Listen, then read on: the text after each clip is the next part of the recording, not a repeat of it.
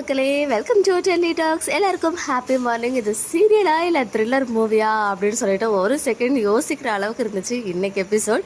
கொஞ்சம் கூட எதிர்பார்க்காத ஒரு பெரிய ட்ரூத் ரிவீல் இன்னைக்கு இருந்துச்சு. பட் அதையுமே வந்து ஒரு ப்ரோமோவில் வந்து அவங்க இன்க்ளூட் பண்ணியிருக்கலாம், பட் இன்க்ளூட் பண்ணாமல் விட்டுட்டாங்க. எனிவேஸ் வேற லெவல் எபிசோட், செம்ம ஃபாஸ்ட்டாக மூவ் ஆச்சு. ஸோ ஆஸ் எக்ஸ்பெக்டட் ஆசிரமத்துலேருந்து டேரெக்டாக கோவிலுக்கு தான் போகிறாங்க. பட் கோவிலில் அழுதுட்டு இருக்க மாதிரி மட்டும் தான் நமக்கு காமிச்சாங்களே தவிர்த்து அவங்க வேறு அங்கே என்னெல்லாம் நடந்துச்சு அப்படின்றதெல்லாம் நமக்கு காமிக்கல. அந்த பெரிய ட்ரூத் வந்து என்ன அப்படின்னு பார்த்தீங்கன்னா, தாத்தாவுக்கு வந்து இந்த கான்ட்ராக்ட் பேப்பரை பற்றி தெரியும் அப்படின்ற விஷயத்த இன்னைக்கு தாத்தாவே அவர் வாயால் விஜய் கிட்ட சொல்லிட்டாரு.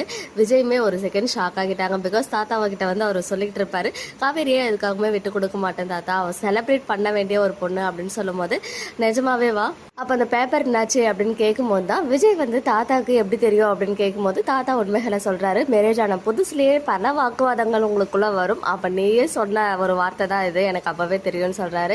அதுக்கு விஜயுமே வந்து பார்த்தீங்கன்னா ஷாக் ஆகி நிற்கிறாரு. இருந்தாலுமே தாத்தா சொன்ன ஒரு வார்த்தை அது என்ன அப்படின்னு பார்த்தீங்கன்னா, என்னதான் நீ வந்து செலிப்ரேட்லாம் பண்ணாலுமே அந்த பேப்பரை வந்து கிழிச்சு போடு விஜய், அப்போ தான் வந்து அவளுக்கு ஒரு தைரியம் வரும், உன்னோட ஒய்ஃப் அப்படின்ற ஒரு நம்பிக்கையை உன்னால் கொடுக்க முடியும்னு சொல்லும் போது விஜய் வந்து உண்மையை எல்லாத்தையுமே தாத்தா கிட்ட சொல்லிடுறாரு. நாங்கள் ஹஸ்பண்ட் அண்ட் ஒய்ஃபாக வாழ்க்கையே வந்து ஸ்டார்ட் பண்ணிட்டோம், வாழ ஆரம்பிச்சிட்டோம் அப்படின்ற விஷயத்த தாத்தாவுக்கு சொல்லி தாத்தாவுமே ரொம்ப ஹாப்பியாகிறாரு. ஸோ எப்போவுமே ஒரு விஜயோட ஹாப்பினஸில் ஒரு ஹாப்பினஸை பார்க்குற ஒரு பர்சன் தான் தாத்தா. அவரோட சீன் வந்தாலே ஒரு மாதிரி பாசிட்டிவ் வைப்பாக தான் இருக்கும். என்றைக்குமே அப்படி தான் இருந்துச்சு. பட் விஜய் வந்து காவேரிக்கு கால் பண்ணி பேசும்போது காவேரி வந்து உண்மையை மறைக்கிறாங்க. இது எதிர்பார்த்த ஒரு விஷயம் தான், பட் நம்ம எல்லாரும் பயந்த ஒரு விஷயமே இன்னைக்கு நடந்துச்சு. காவேரி ஒரு வேளை அன்னைக்கு விஜய் விளையாட்டாக சொன்னதை சீரியஸாக எடுத்துப்பாங்களோ அப்படின்னு சொல்லி, ஸோ அதுதான் ஒன்ஸ் அகைன் வந்து அவங்க திங்க் பண்ணி பார்த்தாங்க.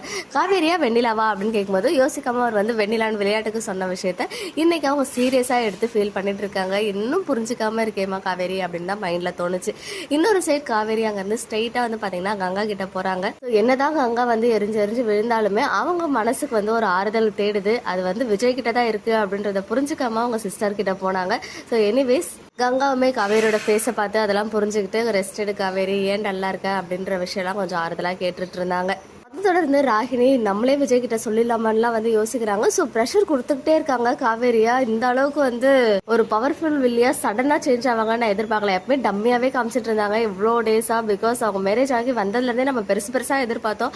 அப்போலாம் குட்டி குட்டியாக பண்ணிட்டு இப்போ வந்து எதுவுமே பண்ணாமல் இருந்தால் நல்லாயிருக்கும் அப்படின்னு யோசிக்கும் போது இப்போ காவேரியை வந்து ஒரு பெரிய ப்ரெஷரில் வச்சுருக்காங்க. ஸோ விஜய் கிட்ட சொல்லுவியா இல்லையான்னு சொல்லிட்டு பிளாக்மெயில் பண்ணிக்கிட்டே இருக்காங்க. கண்டிப்பாக காவேரி டல்லாக தான் வீட்டுக்கு வராங்க. ஸோ பார்ப்போம் என்னதான் நடக்குது. விஜய் வந்து ஃபேஸை பார்த்து கன்ஃபார்மாக கேட்பாரு, அதுக்கு காவேரி என்ன மாதிரி பதில் சொல்கிறாங்கன்னு. ஸோ அடுத்த நாள் வரைக்குமே அவங்க சொல்லாமல் தான் இருக்காங்க. ஏன்னா நமக்கு ப்ரோமோவுமே ரிலீஸ் ஆகிடுச்சு. உண்மையாகவே ஒரு மாதிரி ஹைப்லேயே ஒரு மாதிரி த்ரில்லிங்காகவே இருந்துச்சு இன்றைக்கி எபிசோட் முழுக்க பார்க்கறதுக்கு. ஸோ இன்றைக்கி எபிசோட் பார்த்தோன்னா உங்களுடைய ஒப்பீனியன் என்ன அப்படின்னு கமெண்ட்டில் சொல்லுங்கள். ஓகே மக்களே, நெக்ஸ்ட் வீடியோவில் மீட் பண்ணுறேன். எக்ஸ்க்ளூசிவ் அப்டேட்ஸ்க்கு மறக்காம நம்ம யூடியூப் சேனலை சப்ஸ்கிரைப் பண்ணிக்கோங்க.